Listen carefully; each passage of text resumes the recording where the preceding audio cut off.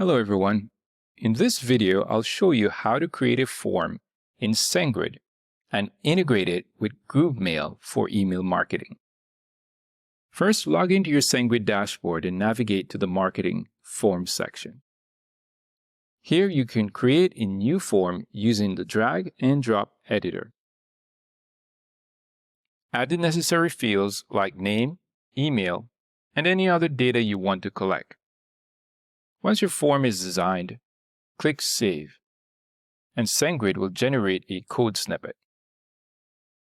You'll need this snippet to embed the form into GrooveMail. Next, log into your GrooveMail dashboard. Go to the Forms section. Here, click Create New Form and paste the HTML code snippet generated by SendGrid into the GrooveMail form editor. Once the form is embedded, you can set up automation within GrooveMail to trigger emails or actions whenever someone submits the form.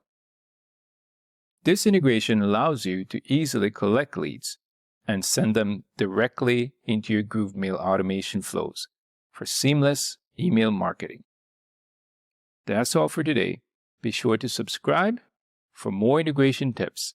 If you haven't tried SendGrid, just hit the link in the description and get your free trial today.